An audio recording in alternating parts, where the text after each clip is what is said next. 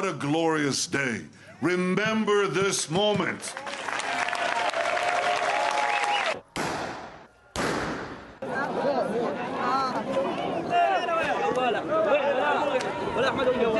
We pray for the peace of Jerusalem.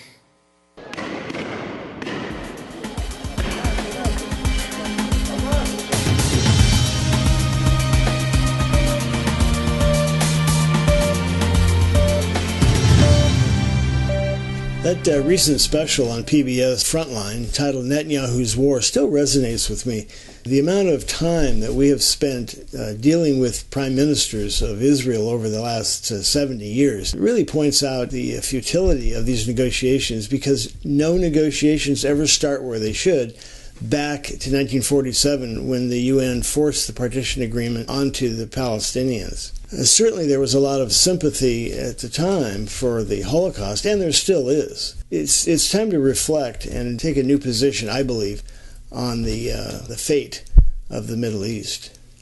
In 1947, there was no tall, giant skyscraper UN building. In fact, the United Nations, which basically came out of the League of Nations during World War II. The United Nations at that time operated out of a closed-down ice rink out on Long Island. And a couple of weeks before the major vote in 1947, they decided to have a straw vote just to see where the body of the Assembly of the United Nations was leaning. The vote to partition Palestine and create Israel failed. When Harry Truman got word of this, he was livid. So he summoned all of his diplomats, I should say, and got on the phone himself to essentially, as he puts in his own biography, he mentions, some people call it bribery, I call it acting in the best interest of the United States. An example, he got on the phone with the president of the Philippines and said, what are you doing? And the president of the Philippines said, well, I feel sorry for the Jewish people. Were really, it was a horrible thing that happened at the Holocaust. But I can't imagine, my country, we had nothing to do with the Holocaust. Why should we give up our land, for this cause? Truman essentially said, you change your vote, or we're pulling the entire American Navy and all military out of the Philippines. Now keep in mind, this was just a couple of years after the end of World War II. The vast majority of the Philippine economy was the American military. The president of the Philippines changed his vote. Same thing happened in Brazil. King Saud in Saudi Arabia, there's a good one. He said, this is a horrible thing the Germans did to the Jewish people. So why not take the land from Germany? It seemed too logical. But in a sense, with our the growing oil industry and the relationship we had with Saudi Arabia at that time needed us more than we needed them. And King Saud changed his vote. So the partition barely passed. There were, I think, 14 nations that completely abstained from the vote. A lot of controversy. Major scholars on both sides in the United States told Harry Truman, this is not going to work. One of the most famous Jewish people in the world, Albert Einstein, said, it does feel kind of good that we have our own country, but I'm not so sure we went about it the right way. And essentially, people talked about having a 1,000-year war if you take the land from the Palestinians and create a land for Israel. And that has certainly borne out to be true. But, we still have, 930 years to go? I mean, it's just incredible. And it looks like the end will have to be almost a new Holocaust, either against the Palestinians from a nuclear weapon or Israel, whoever uses the nuclear weapon first. Really a sad state of affairs. The closer they ever get to making peace with Palestine, the more infuriated do the very nationalistic Israelis feel. So, and of course, no negotiation ever starts with, well, let's go back to what Harry Truman did and unwind that. That was not a good business deal.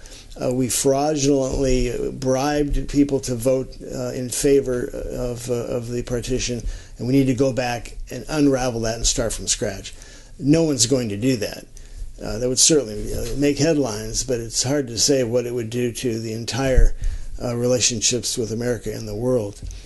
So that's what I got out of that PBS special. It's really interesting about Benjamin Netanyahu's life, but I think it really points out to anyone who watches that show the absolute futility of continued negotiations to force a peace settlement between these two warring nations. The Palestinians are always pointed out as to be the aggressor because of the terrorism, but these are the people who lost their land, and that's the way children are raised. In Albert Einstein's book Ideas and Opinions, where his comments about having our own nation for a change is a great idea, but he's not sure we went about it the right way.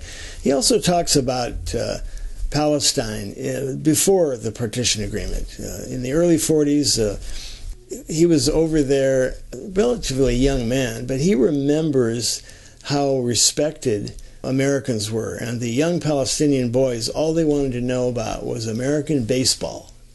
And when you take a look at the today's versus that, today the young Palestinian boys want to get their AK-47 and kill Americans.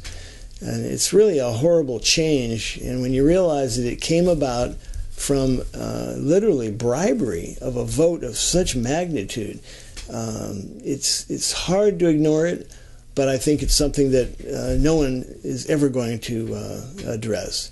Can you imagine a presidential inauguration that mentions, by the way, we're going to unwind this poorly negotiated contract where America essentially cheated? That's not going to happen. So if you want more information on that, the book is called O Jerusalem, written in the 70s by the same two guys that wrote the popular book about his Paris burning, which talked about the incredible decision by the German generals to not burn down Paris, following Hitler's orders. Their credibility is not questioned at all. And they're still to this day, the book O Jerusalem is the most credible, unbiased discussion of essentially the history of the Middle East. So I'll leave you with that. If you want to hear more about that, you can email me or make comments. I'd love to have you subscribe. If you want to, you can do that below. Next time we'll get more into the election, which is going to change America one way or another.